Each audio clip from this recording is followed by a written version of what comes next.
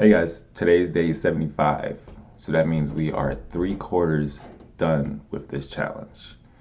And I am excited because it's almost over.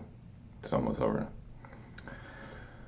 So today I am working on page 17. I am basically just going to finish up the inks. It shouldn't be too hard because I don't plan on, doing anything new but recycling the panels, and gonna make sure I have everything scheduled to post on time tomorrow and whatnot. I'm supposed to be going to this game tournament event. Not sure um, when I'm gonna get back, but should be a lot of fun. But yeah, I just want to make sure everything's good to go, so I won't miss it.